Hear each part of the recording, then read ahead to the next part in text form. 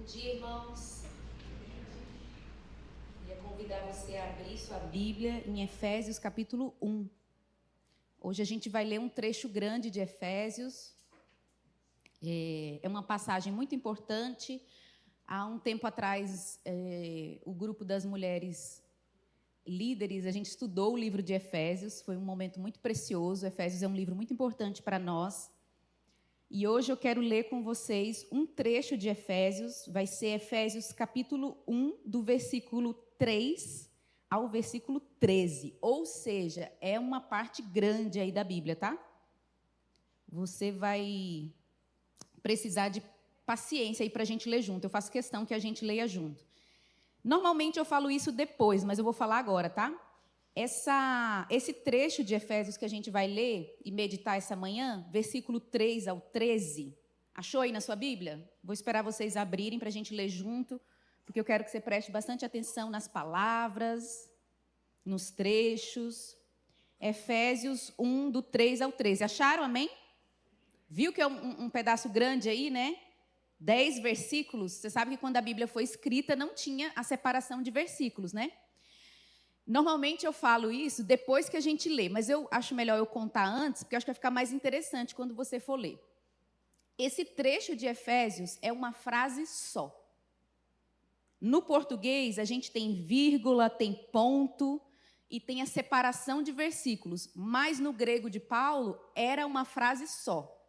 Então, Paulo pegou fôlego para falar um negócio e não parou. A gente vai ler junto, você vai perceber, vai faltar fôlego para a gente para ler isso aqui. Graças a Deus que no português tem os pontos e vírgulas aí e ajuda a gente. Mas é um trecho de 232 palavras no grego. Então a gente vai ler um trecho grande. Os teólogos, mas que é uma frase só. Muitos teólogos falam que esse trecho de Efésios é como se fosse um hino de louvor. Paulo começou a louvar como se fosse uma música. E ele ficou tão empolgado que ele não parou. Sabe quando a pessoa empolga em contar uma coisa e aí não para? É isso que aconteceu com Paulo. Então é conhecido como um grande hino de louvor ou uma grande oração do Novo Testamento. Tá? Então, com isso em mente, vamos ler? Preparem um fôlego aí, vão me acompanhando. Eu vou ler aqui na século 21. Começa assim, versículo 3. Bendito seja o Deus e Pai de nosso Senhor Jesus Cristo, que nos abençoou com todas as bênçãos espirituais nas regiões celestiais em Cristo, como também nos elegeu nele antes da fundação do mundo, para sermos santos e irrepreensíveis diante dele em amor. E nos predestinou para si mesmo, segundo a boa determinação de sua vontade, para sermos filhos adotivos por meio de Jesus Cristo, para o louvor da glória da sua graça, que nos deu gratuitamente no amado.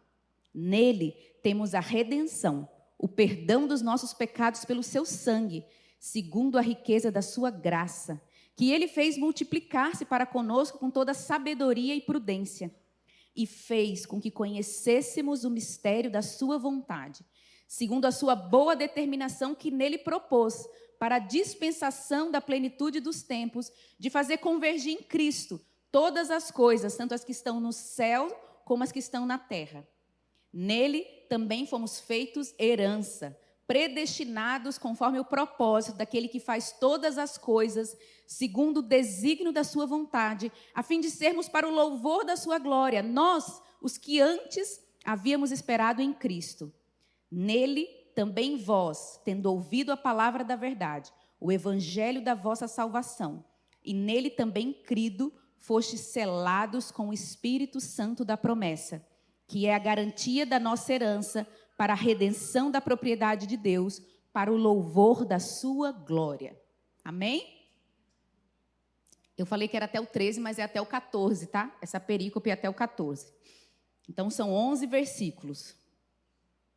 Olha, para ler isso aí tem que ter fôlego. Você tem que a hora que aparece a vírgula, você tem que respirar. A hora que tem o ponto, você tem que respirar. Porque você percebe que Paulo não para? A primeira vez que eu li esse trecho de Efésios, sabe qual foi a primeira coisa que eu entendi? Nada. Vocês entenderam alguma coisa aí? É tanta coisa, é como se fosse um bolo aqui tão recheado, tem tanta coisa e coisa forte que a gente precisaria assim de um mês, versículo por versículo, palavra por palavra, para saborear cada coisa que Paulo está falando aqui, tá? Mas antes eu vou, de longe, falar para vocês um pouquinho sobre a carta de Efésios. A carta de Efésios foi escrita por Paulo. Ela é uma carta, provavelmente uma carta circular. Já ouviu falar sobre isso? A maioria das cartas apostólicas no Novo Testamento são escritas para uma igreja e enviadas para essa igreja, e normalmente é para resolver um problema. Lembra a carta aos Coríntios? Era para resolver um problema. Paulo está lidando com um problema. A carta aos Gálatas, o Ângelo está fazendo a série de Gálatas, né? Os Gálatas estavam se desviando do Evangelho. Então, Paulo escreve normalmente para resolver um problema. A diferença da carta de Efésios para todas as outras cartas é isso. Paulo não está resolvendo um problema. Então, essa carta é muito diferente, ela é muito importante para nós. Porque Paulo não está resolvendo um problema específico da igreja. E provavelmente essa era uma carta que foi enviada aos Efésios, mas ela circulou em várias igrejas. Tá? Essa é uma das características. É a única do Novo Testamento que não foi escrita para resolver problema. Ela é considerada uma das cartas mais difíceis de Paulo. Então, se um dia você for ler Efésios e achar difícil, fique tranquilo, está tudo bem. Você sabe que até o apóstolo Pedro achou Paulo difícil. Então, nós podemos achar Paulo um pouquinho difícil, não tem problema. E ela é muito parecida com Colossenses. Existem trechos da carta aos Efésios que é muito parecida com Colossenses. É até um argumento de que realmente foi Paulo que escreveu. Agora, quem era a igreja de Éfeso, né? Éfeso, na época de Paulo, era uma cidade cosmopolita, uma cidade central. A gente pode pensar aí numa Nova York, né? Uma cidade muito importante. E era uma cidade muito pagã. É lá em Éfeso que a gente tem adoração à deusa Diana, a Diana dos Efésios. Era um lugar pagão. Lá na região de Éfeso é onde também vão surgir as 7 igrejas do Apocalipse, naquela região ali, tá? É uma igreja que foi estabelecida por Apolo. Lembram de Apolo? E depois que Apolo estabelece essa igreja, Paulo vai lá e fala sobre o batismo do Espírito Santo. Na época eram só 12 homens. Imagina, uma igreja só com 12 homens. E aí Paulo faz uma visita, fica lá por 3 meses e depois Paulo vai ficar por 3 anos pastoreando essa congregação, tá? Então, é uma igreja que não começou com Paulo, mas Paulo vai cuidar muito dessa igreja por um tempo. O que essa carta aos Efésios fala? Essa carta vai falar sobre unidade da igreja, vai falar sobre crescimento espiritual. Toda vez que você lê Efésios, você tem que pensar assim. Eu gosto muito, e o seu John Walker falava isso também. Efésios é a visão do alto. Na verdade, todos os autores falam sobre isso. A carta aos Efésios é uma carta de alguém que subiu na mais alta montanha e está vendo o plano de Deus de cima, do alto. Quando você lê Efésios, é como se você fosse elevado às regiões celestiais e visse de cima as coisas. É uma carta alta. O Lloyd Jones fala que você precisa puxar o fôlego e se preparar para tudo que Paulo vai te contar. Porque é uma carta alta. Por isso que às vezes ela é difícil. Meu Deus, Paulo usa muitas palavras aqui. Então, é como se Paulo nos levasse para cima de uma montanha e a gente visse de um novo ângulo o que Deus está fazendo. A carta aos Efésios é a revelação do plano de Deus. A carta aos Efésios é a visão do plano cósmico de Deus. É uma carta prática. Do meio para o final, Paulo vai dar alguns conselhos pastorais e práticos. Mas antes, você vai pegar um avião ou aqueles negócios que voam assim e vai ter uma visão do alto. Vamos ver de cima. Muitas vezes, no nosso dia a dia, quando a gente está cansado, quando a visão fica esgotada, embaçada, desanimada, a gente precisa de uma dose de Efésios. Pegar esse passaporte aqui, né? E vou dar uma viajada por cima. Eu estou precisando ver do alto o plano de Deus. Então, isso é Efésios. Efésios vai falar a grande obra de Deus. Efésios vai falar da união entre judeus e gentios. Eu gosto muito de 2 autores, que é o Eugene Peterson e o Martyn Lloyd-Jones. Martyn Lloyd-Jones dizia o seguinte, ó: a epístola aos Efésios é a mais mística das epístolas de Paulo. e em nenhum outro lugar a sua mente inspirada se elevou às maiores alturas. Lloyd Jones pregou Efésios, versículo por versículo. A gente tem uma série de livros dele, porque ele gastou, às vezes, até 2 sermões no mesmo versículo. O nome do livro dele é O Supremo Propósito. Então, a gente poderia dizer que a carta aos Efésios revela o supremo propósito de Deus. E tem uma história bem interessante do Eugene Peterson. Ele era pastor, e ele foi pastorear no começo da jornada dele numa igreja, e ele inventou de fazer um estudo bíblico. E chamou a igreja. Só veio 3 senhoras. E a maioria delas não tinham nem completado a escola. Não eram mulheres muito intelectuais. E ele conta que ele decidiu estudar com essas 3 senhoras a carta de Paulo aos Efésios. Porque ele decidiu provar que não precisa ter faculdade de teologia para entender a carta mais difícil de Paulo. E ele se apaixonou tanto por essa carta que ela se tornou o tema do ministério dele. Acho que era 1 ano e meio, ele estudou versículo por versículo, sozinho com essas 3 senhoras, algumas até quase semi-analfabetas, a carta mais difícil de Paulo. E ele fala, o que você precisa para entender o que Paulo fala em Efésios não é necessariamente de uma grande faculdade de teologia, você precisa da pessoa do Espírito Santo. Eugene Peterson fala que a igreja, a gente gosta muito, eu falei isso da última vez que eu preguei aqui. A gente dá muita atenção ao novo nascimento, né? Quando a pessoa converter. Converteu gente, glória a Deus e tal. E a gente não dá atenção ao processo de maturidade espiritual.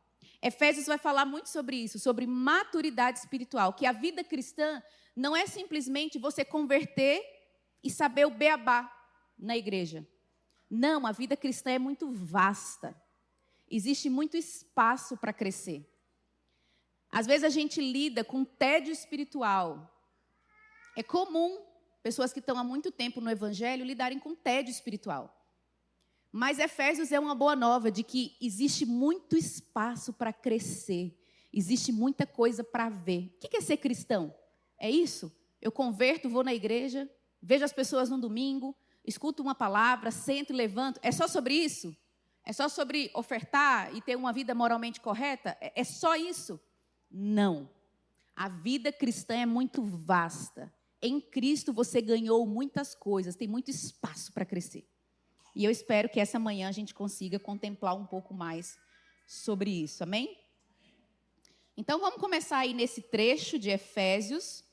Como eu falei, é um trecho que é longo. Imagina que tudo isso era uma frase só que Paulo começou a falar e nunca mais parou. Paulo se empolgou. Você concorda comigo, olhando aí na sua Bíblia? Olha na sua Bíblia.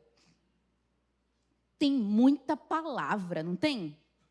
Tem muito adjetivo, tem muito verbo, olha aí. Deus nos abençoou nas regiões celestiais, com todas as bênçãos. É muita coisa junta aí. E por isso que a gente precisa ir devagar, tá? Mas a primeira coisa que eu quero chamar a sua atenção, nesse trecho, essa perícope aí, é que existem 7 verbos. Não é uma aula hoje, uma pregação, mas se fosse uma aula eu ia mandar você procurar e circular, mas você pode fazer isso em casa. Existem 7 verbos nesse trecho, né? Nos abençoou, nos elegeu, nos predestinou, fez multiplicar-se, fomos feitos herança. Existem mais 7 verbos aí. E para começar, eu quero te dizer que o sujeito principal dessa única frase de Paulo é Deus. Como que começa esse trecho aí, versículo 3? Bendito seja Deus e Pai de nosso Senhor Jesus Cristo, que nos abençoou. Então, Paulo vai começar essa frase, né? Vai descarrilhar essa frase aí, como se fosse um trem. E o começo desse trem é Deus. Paulo está contando para nós aqui a história do Evangelho. E o Evangelho não começa comigo. O Evangelho não começa com você. A boa notícia, a música, o louvor, né? Esse louvor, uma outra forma da gente ver essa perícope aqui, é uma orquestra. Parece que Paulo está começando, ele está regendo uma orquestra. E aí começa com uma coisa, de repente vai entrando um monte. Vocês vão perceber isso. Ele nos abençoou, aí depois parece que entra outra família de instrumento. Nos elegeu, aí depois nos predestinou também. Aí depois ele nos fez filhos adotivos. E vira uma música assim, como se fosse uma bola de neve que você é atropelado. O objetivo aqui essa manhã é que você seja atropelado pelo Evangelho, amém? É tipo assim, não sei se minha vida vai dar certo, se Deus me ama, pum. Não, mas é que eu não, pum. Entendeu? Deixar o negócio passar em cima de você. Mas é Deus que começa. Todos os 7 verbos aqui são ativados por Deus. Essa perícope é como se fosse uma declaração de amor de Deus com 7 verbos. Deus está agindo. O Evangelho é sobre um Deus que age. Sabe, a gente não tem um Deus mole. A gente não tem um Deus... como é que fala? Está vindo só o de Recife. Quando a pessoa não gosta de dar dinheiro, avarento. Deus não economiza nas suas ações e nas suas bênçãos. Ele te abençoou, te elegeu, te predestinou, te fez filho adotivo, te redimiu, perdoou os seus pecados, fez com que multiplicasse toda a sabedoria, fez com que você conhecesse o mistério da sua vontade, te fez herança, selou você com o Espírito Santo. Olha quantos verbos, quantas coisas Deus está fazendo. A gente tem uma compreensão tão limitada do Evangelho, da boa notícia, do que Deus fez por nós, que às vezes quando a gente vai pregar para alguém, ou até para nós mesmos, no momento de crise, a gente só fala assim, morreu na cruz e me salvou. Muito pobre a nossa compreensão do Evangelho. Por isso que quando a gente entra, às vezes, em momentos de crise, dúvida, a gente não tem arcabouço para pregar para nós mesmos, sabe? Eu queria te incentivar até a memorizar isso aqui de Efésios, para você pregar para você mesmo no dia a dia. O que é o Evangelho? Talvez a melhor pergunta é essa aqui, ó. O que Deus fez por mim? Repete isso. O que Deus fez por mim? Será que você tem claro, assim, na sua mente, no seu coração, o que Deus fez por você?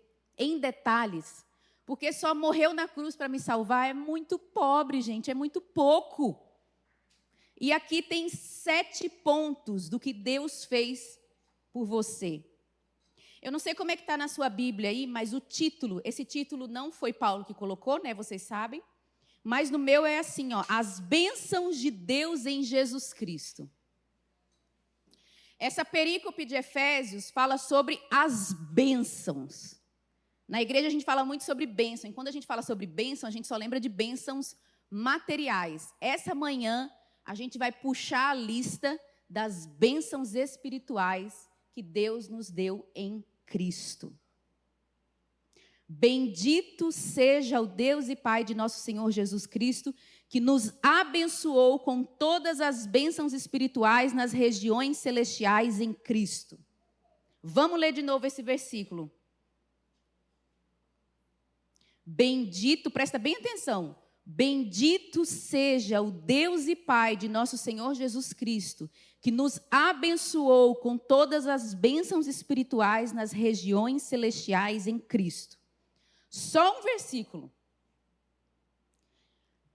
Gente, a Bíblia às vezes é tão profunda que não dá para ler rápido. Você precisa ler 2, 3, 4, 5 vezes. Então a gente vai ler de novo, presta atenção aí. Bendito seja o Deus e Pai de nosso Senhor Jesus Cristo. Bendito é um louvor a Deus. Deus é abençoado. Deus é a fonte de todas as bênçãos. É isso que Paulo está falando. Bendito seja o Deus e Pai de nosso Senhor Jesus Cristo. Por que a gente chama ele de bendito, fonte de todas as bênçãos? Continua a resposta. Que nos abençoou. Nós temos um Deus que é bendito, nós temos um Deus que é louvável.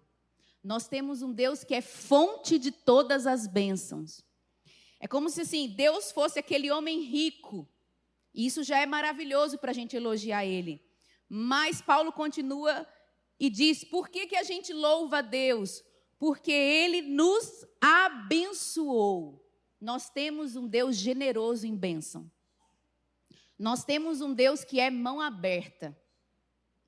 Eu gosto muito do Salmo 139, quando fala assim, que Ele colocou a mão dele sobre nós. Durante o tempo na sala de oração, na época que eu era jovem e fazia turno com Esdras, a gente ficou semanas e semanas nessa passagem. E põe a tua mão sobre mim. Sabe o que é bênção? Principalmente aqui no contexto do povo de Israel, é quando o pai colocava a mão sobre a cabeça do filho e liberava as coisas boas, as bênçãos, os planos. O que o Evangelho nos diz? O Evangelho, uma forma da gente entender o Evangelho. A mão de Deus está sobre a minha cabeça. Aí me diz aí, o que pode dar errado na nossa vida? Se a mão do Deus poderoso repousa sobre nós. E olha só, Paulo não está dizendo que Deus vai nos abençoar. Como é que está aí na sua Bíblia? Ele já nos abençoou. Já existe uma bênção que foi liberada. Percebe que quando você tem crises, você precisa lembrar disso aqui? Eu percebo que muito da nossa santidade, do nosso crescimento no dia a dia tem a ver com lembrar de coisas que já foram feitas. Muito do seu trabalho na jornada cristã espiritual vai ser relembrar, é memória. Eu estou aqui para te lembrar de uma coisa que já foi feita. Eu não estou nem falando para você que ele vai fazer, é coisas que ele já fez. O diabo trabalha muito na nossa mente para a gente esquecer das coisas. Por isso que a gente precisa orar, ler a Bíblia, vir na igreja, ouvir o irmão. Porque a gente esquece fácil. O povo de Israel no Antigo Testamento esquecia fácil. Deus tinha acabado de abrir o Mar Vermelho e já estava reclamando. Nosso problema muitas vezes é memória. Então cria o hábito de lembrar. Ele já nos abençoou. Então olha só, nós temos um Deus que é bendito, fonte de todas as bênçãos. Nós temos um Deus que nos abençoa. Aí ele nos abençoa com o quê? Olha na sua Bíblia e fala para mim. Com o que Deus nos abençoa? Fala alto aí, igreja da manhã. Todas as bênçãos espirituais. Essa passagem é extravagante. Bendito seja Deus que nos abençoou.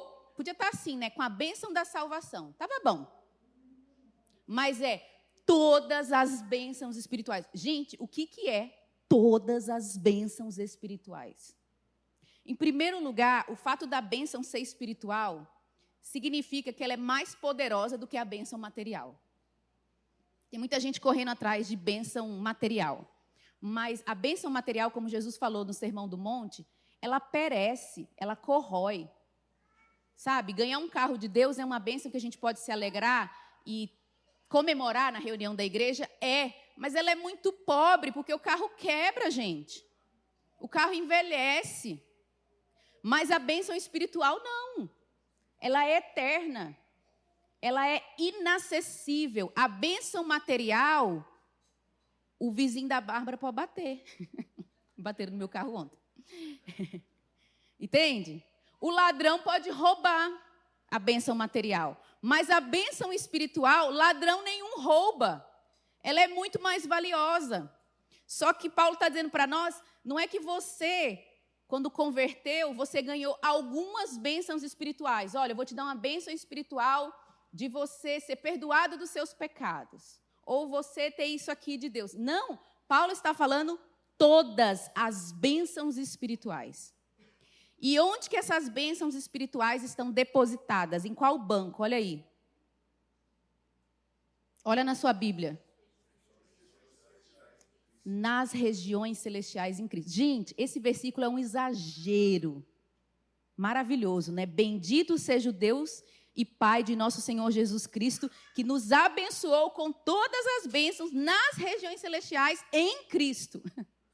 São bênçãos que ninguém pode roubar mesmo, porque elas estão nas regiões celestiais, sabe? Elas estão num lugar que demônio nenhum pode acessar. É seu, é por garantia, está em Cristo, não tem como ser roubado. Então, a boa nova dessa manhã de domingo é que você é abençoado em Cristo com todas as bênçãos espirituais nas regiões celestiais. Não te falta nada. não te falta nada. É como se você tivesse ganhado um baú de tesouro, tipo aqueles containers, e está guardado lá no céu, e a hora que você quiser, você acessa. Essa é a realidade cristã. O que nós temos em Cristo? O que nós ganhamos de Deus? Um container, maior que os containers da China, que vem da China. Está cheio, está transbordante, é meu. Sabe, está com o meu nome, a etiqueta com o meu nome, guardado nas regiões celestiais, em Cristo. E aí você pode me perguntar, Carol, o que são essas bênçãos espirituais em Cristo? Inclusive, dá uma olhada aí na sua Bíblia. Existe uma expressão que vai se repetir várias vezes nesse trecho, que é em Cristo. O tempo todo Paulo vai falar isso, né? Em Cristo, ou nele. Olha aí na sua Bíblia se tem isso. Nele, em Cristo, Cristo, o tempo inteiro. Tudo que nós ganhamos está em Cristo. Mas o que são essas bênçãos? Eu vou te dar aqui uma lista. A gente poderia dividir entre 7 e 8. Vamos imaginar aí que as bênçãos, esse baú do tesouro, quando você converte, quando você se torna filho de Deus, você recebe esse baú do tesouro. E dentro desse baú existem, aqui Paulo está falando 7, 8 bênçãos, mas a gente poderia até puxar mais aí em outras cartas. Nós temos o quê? Em primeiro lugar, nós temos a bênção de Deus sobre nós, o favor de Deus sobre nós. Isso aí já seria suficiente, que é isso que eu falei, né? É a mão de Deus sobre a nossa cabeça. Não sei se você teve um pai biológico que te abençoou ou não, mas isso muda muito a nossa trajetória de vida, sabe? Tem uma pessoa que nos gerou, que põe a mão sobre a nossa cabeça e nos abençoa. Diz boas palavras a nosso respeito. Deseja boas coisas a nós. É maravilhoso ter um pai que te abençoa, sabe? Meu filho, você cresceu, agora eu te abençoo. Já é maravilhoso. Isso muda a vida de um ser humano. Agora você já parou para imaginar que o Deus criador de todas as coisas, soberano, que tem o poder para mover montanhas, o que é a bênção de Deus sobre nós, o favor de Deus sobre nós, e é isso que nós temos em Cristo. Essa é uma bênção. A segunda bênção está no próximo versículo. Vamos ler juntos. Versículo 4. Como também nos elegeu nele, antes da fundação do mundo, para sermos santos e irrepreensíveis diante dele em amor. A segunda bênção espiritual chama-se eleição. Você foi eleito. Se você creu em Jesus e foi salvo, essa mensagem é para você. Se você não foi, essa mensagem é de evangelismo para você. Ele elegeu você. Ele escolheu você. Aí a gente pensa, quando, Senhor, que você me escolheu? Já sei. Foi naquele dia que eu cantei aquele louvor lindo e Deus pensou, vai ser bom para a minha obra. Né? A gente pensa que é assim que Deus escolheu a gente. Não, a Bíblia diz, está aqui, ó, quando foi que Deus te escolheu? Antes da fundação do mundo. Aí a gente pensa, Deus me elegeu, Deus me escolheu para ser filho dele, para ir para a igreja todo domingo. Não, para que Deus te elegeu? Qual o propósito de Deus para a sua vida? Inclusive, irmão, se tem alguém aqui com dúvidas sobre vocação e qual o chamado de Deus para a sua vida, eu vou te revelar agora. Se você não sabe onde você vai trabalhar, que faculdade você vai fazer, eu vou te dizer agora. O seu objetivo de vida, versículo 4, ser santo e irrepreensível diante dele em amor. Não importa qual faculdade você vai fazer, não importa qual emprego você está, qual cidade você vai morar. O que importa é se você vai ser santo e irrepreensível diante dele em amor. Porque Deus te elegeu antes da fundação do mundo. O que Paulo está dizendo é assim, ó, antes de Gênesis 1, Deus pensou, vou criar fulano para ser santo e irrepreensível diante de mim em amor. Só que assim, Paulo é exagerado, gente. Porque já não bastava falar santo, que já está tão difícil ser santo, E Paulo ainda fala assim, ó, Deus te elegeu para ser santo e irrepreensível diante dele em amor. Ô Paulo, será que isso vai dar certo mesmo? Porque quando eu me olho no espelho, eu não... Mas o Espírito Santo está contando aqui para nós o plano de Deus. O plano de Deus para a sua vida não é simplesmente tapar os buraquinhos, sabe? Fazer remendo onde quebrou. O plano de Deus para a sua vida, e o Espírito Santo é muito competente para isso, é te transformar em alguém santo e irrepreensível diante de Deus. Esse é o alvo. Então, a primeira bênção é a mão de Deus sobre nós, o favor de Deus sobre nós. A segunda é a eleição, tá? Essa é uma bênção. E a gente deveria, cada uma dessas bênçãos, a gente deveria celebrar. Deveria ser motivo para a gente ficar assim, ó, durante a segunda-feira.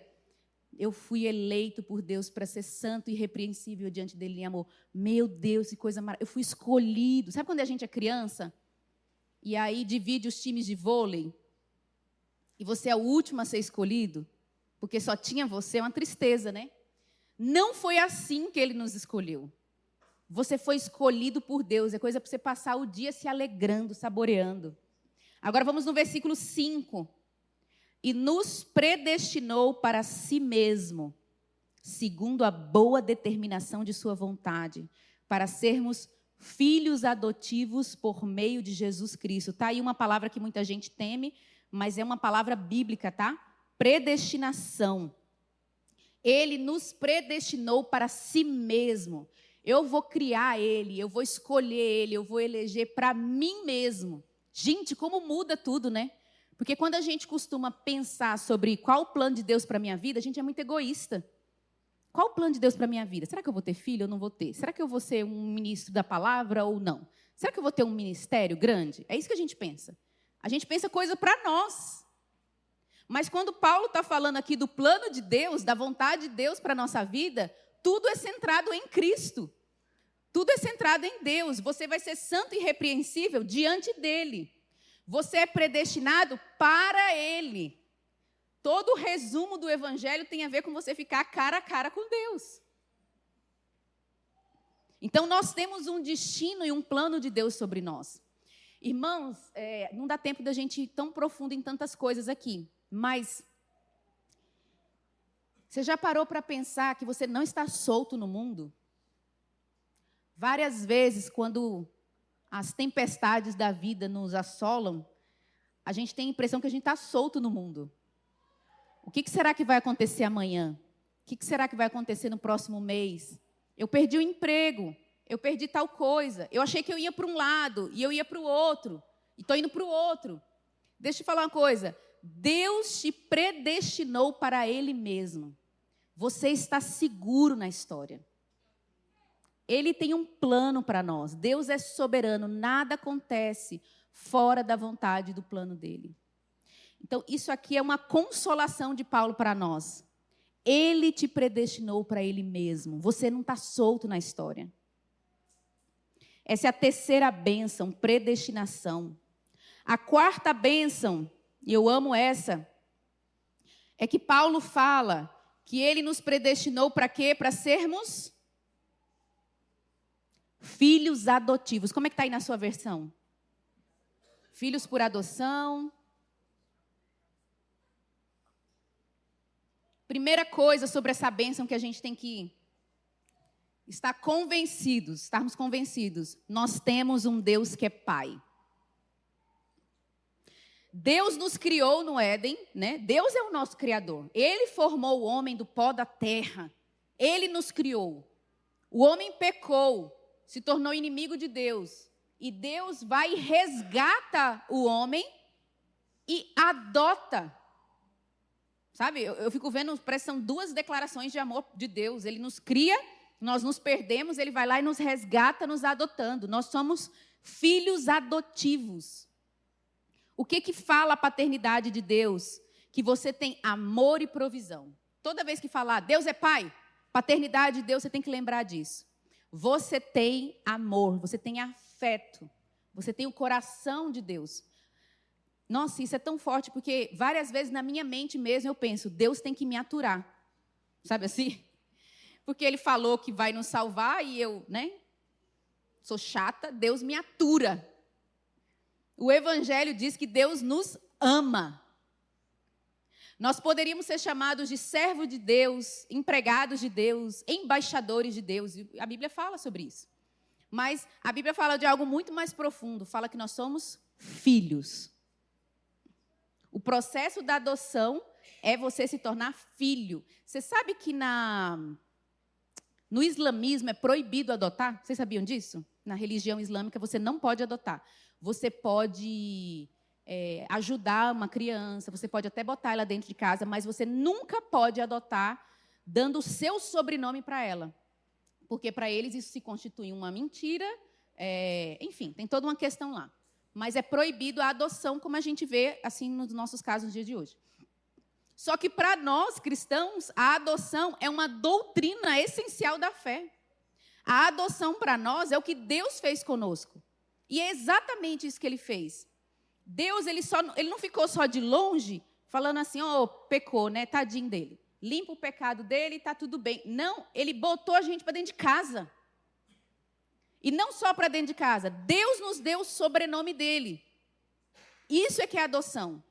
Adoção real implica em eu sou autorizado a receber essa herança. A adoção de Deus para conosco foi oficial. Quando a gente estuda adoção no Brasil, a gente vê que existiu muita adoção no Brasil, mas eram adoções não oficiais, né? É o tal do foi criado aqui em casa. Foi criado aqui, né? O filho bastardo. Na Bíblia, não.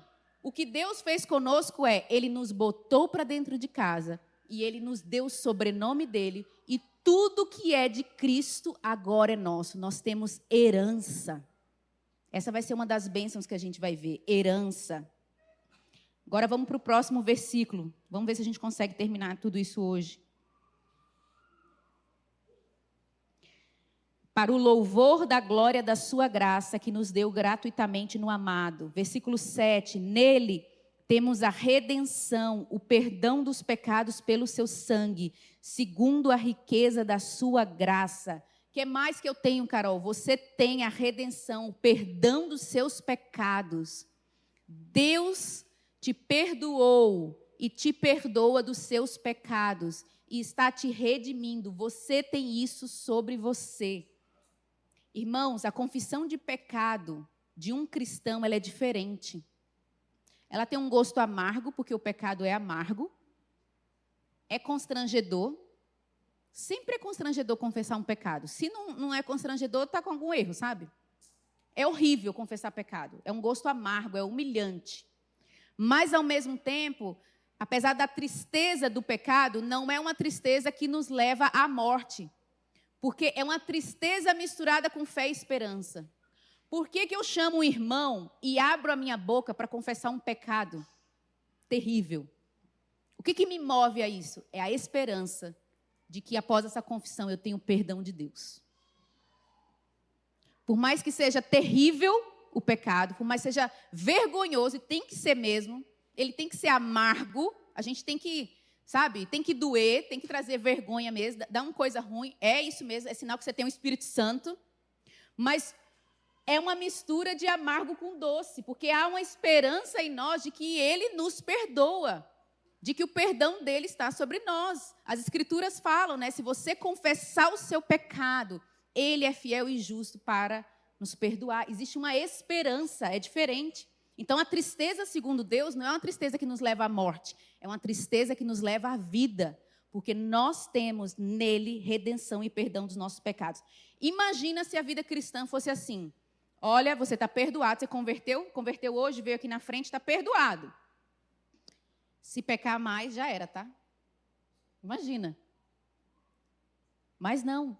Nós temos um Deus que nos perdoa, que tem paciência conosco, que está nos transformando dia após dia. Amém? E por que ele faz isso? Pelo poder do seu sangue e segundo a riqueza da sua graça.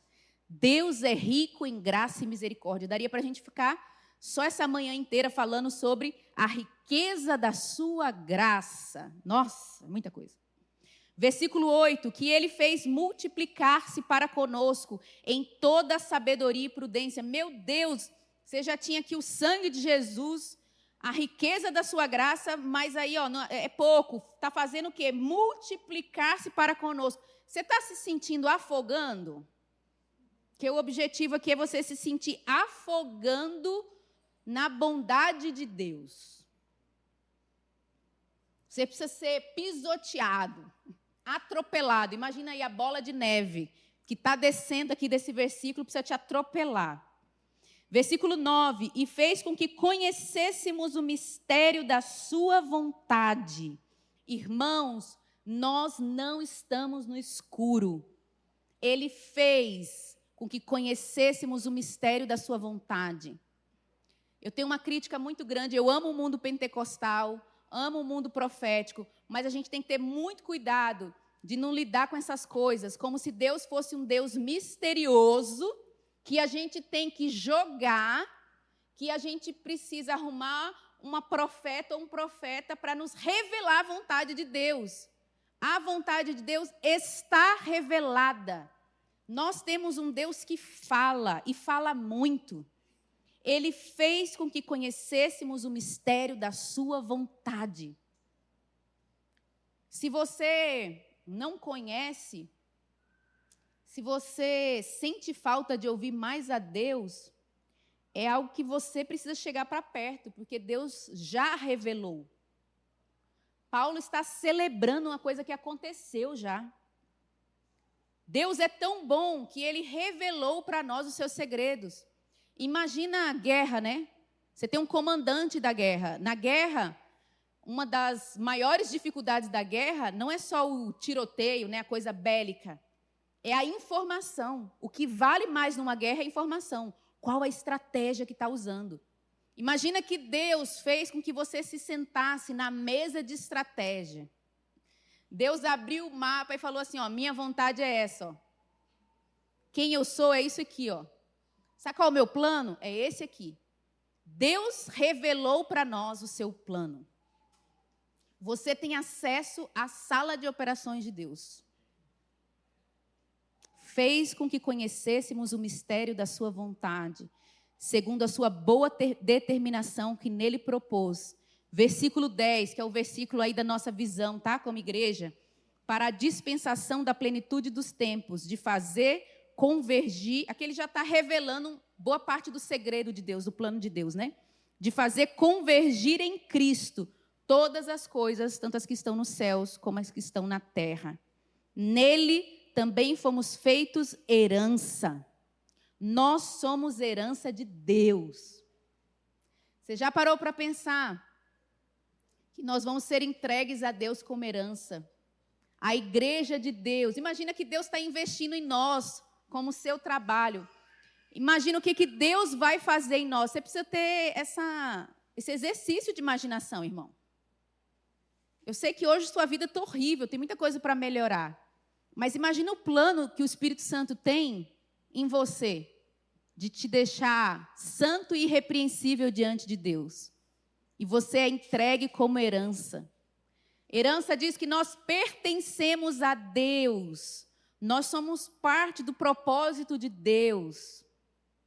A igreja de Jesus Cristo, que somos nós, seremos entregues a Deus.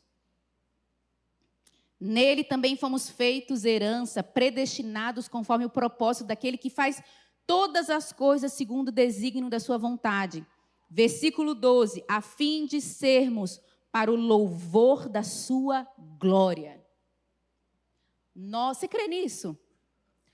Nós seremos usados para a glória de Deus. As pessoas vão olhar a sua vida e vão glorificar a Deus. Anjos e demônios vão olhar para você. Meu Deus, o que Deus fez? A fim de sermos para o louvor da sua glória, nós, os que antes havíamos esperado em Cristo.